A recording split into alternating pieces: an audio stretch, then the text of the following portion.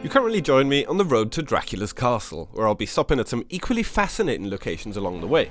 I'm also interviewing people to learn about Romania's tumultuous history, to get a deeper understanding of the country, and to give you more reasons to come here. If you're the sort of person who likes beautiful scenery, friendly people, and some amazing castles, I'd say it's definitely worth a visit. I've now come a little bit north to the lovely town of Bușteni, and behind me is the amazing castle of Cantacuzino, which you may recognise from the recent series Wednesday Addams. Only Addams were allowed here. The roof of the castle was exaggerated with a little CGI, as you can see, but remained true to its neo-Romanian style, which was also a big inspiration to a lot of the sets on the show.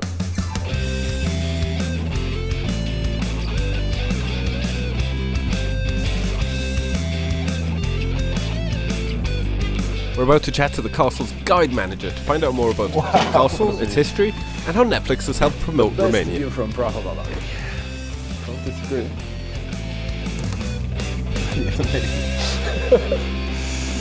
Okay. Like you came real for me to me. Nearly slipped you, and you just told me it's the coldest day of the year that I've chosen. Indeed, it is the coldest week of this year, and as I told you a few minutes ago, in the 1st of January we had plus 16, now we had minus 12, but at least it's a very clear day. And it means you get these beautiful views. Yes, indeed. We have here, I think, one of the most views in Romania. Yeah, and so you not only get this beautiful building to look at, but you get to look out at that amazing scenery. I think it's the perfect job, coming in the morning at work, having the coffee, and after that starting the job, to do a proper job. Well, I can see why the castle was built here, really. It's like they picked the most prime location. Indeed. I think it's the prime location of Prahova Valley, the valley which connects Brașov and Bucharest, and two historical provinces, Transylvania and Wallachia. And this castle here, it was built by the richest man in Romania at the end of 19th century, beginning of 20th century.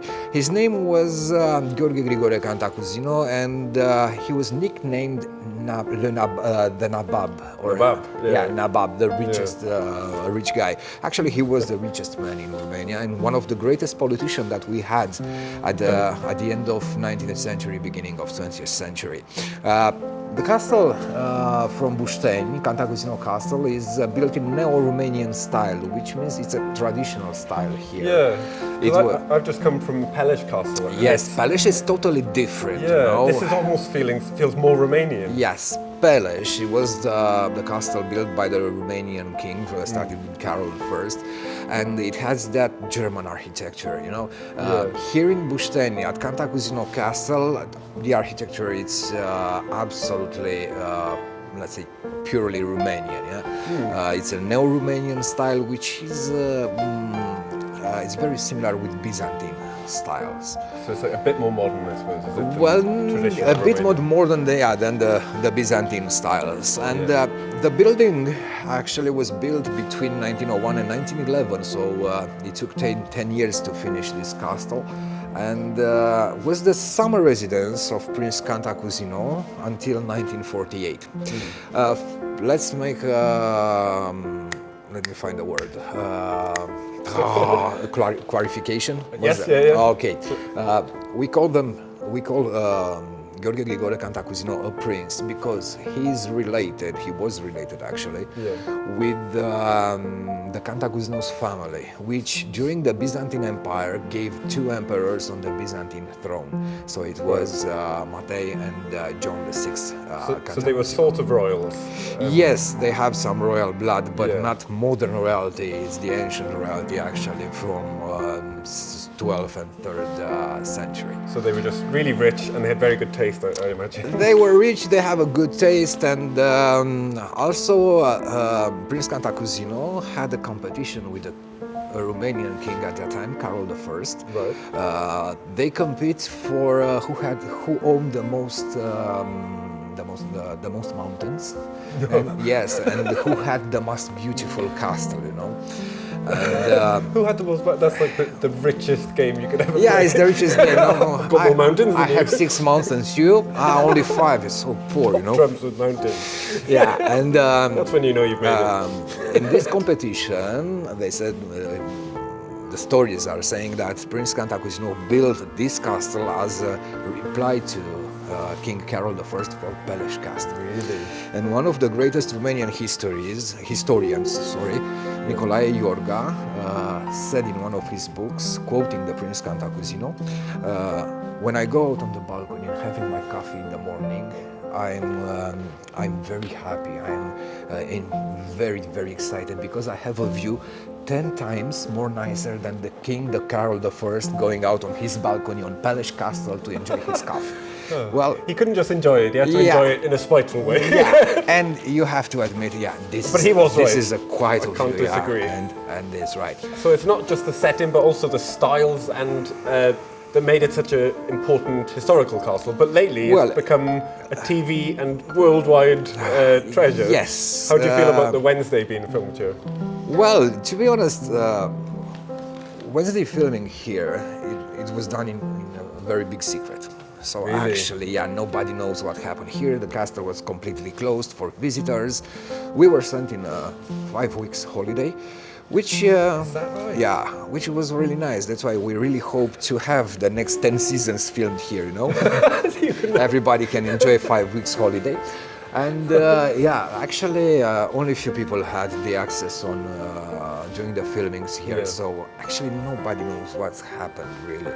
Okay, you can imagine with a big company. Yeah, no gossips, no news, no nothing. They came with their staff, with security, with guards, everything. So it was like a fortress in that time. I can imagine. But then you got some time off. So. But yeah, indeed. And the Wednesday indeed gives a bump to the number of the visitors coming here, which is really good. Actually, Wednesday did a good job, you know, promoting actually Romania, not only us.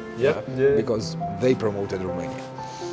Yeah. And if you don't mind, let me show you something inside because I'm freezing here. Glad you said it. Though the castle's exterior is mostly untouched since its completion in 1911, a lot of the interior was dismantled by the communists, who were known for suppressing cultural and historical traditions, which is not the best thing to be known for. In this case, it was the symbols of Romanian aristocracy. So it's a great stepping stone into Romania's rich, albeit fluctuating history. Despite Romania ending the war on the side of the Allies, in 1940 they had actually joined the Axis to help attack the Soviets on the Eastern Front. This led to the Red Army launching an offensive on eastern Romania. We received these pictures of the first entry of the Soviet army into Romania. Marshal Konev commanded the 2nd Ukrainian Front Army in this new victorious drive. German and Romanian forces were hammered back to the River Prut, the river which marked the frontier of Romania and the Soviet Union. Though ultimately this was unsuccessful, many political minds were still won over by communist ideas, and after mass demonstrations by communist sympathizers, a new pro-Soviet government took over in 1945. Then, in 1947, King Michael I, who was always on the side of the Allies, was forced to abdicate and the People's Republic of Romania was declared. In 1948, the castle then became a sanatorium belonging to the Ministry of Internal Affairs, and it was ultimately dismantled from the inside by the homogenizing ideals of communism. These paintings, however, survived due to some bright spark who had the idea of covering them with paper before plastering over them, keeping them preserved for almost 50 years. The castle is still being used now to display some very popular art pieces. Okay, and now this space is used as an art gallery. We have a temporary exhibition here. For example, in this moment we have Goya and Dali, an exhibition which put face to face those two huge artists from histories of worldwide art, and as you can see in front of us we have 12 absolutely original etchings made by Salvador Dali. Actually, they are surrealist reinterpretations of some of Francisco de Goya's etchings from the series Caprices.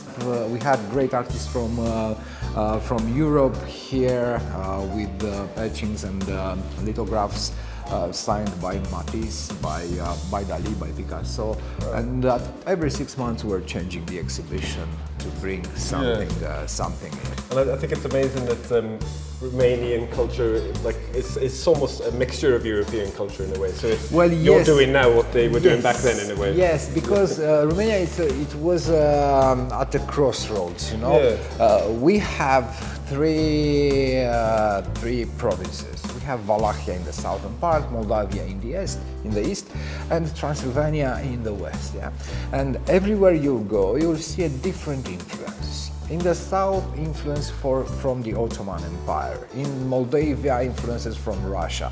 Also in Transylvania, influences from Hungary and from Austria, and actually from all the Western world.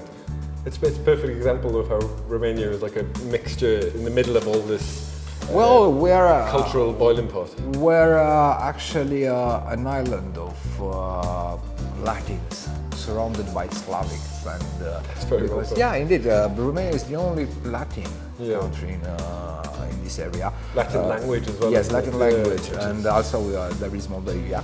But surrounded us by Ukraine, Slavic, Bulgarian, Slavic, Hungarian, Finnic. So you're a bit like this castle that despite everything, where the culture has survived. Pillar here. Yeah, it's fantastic.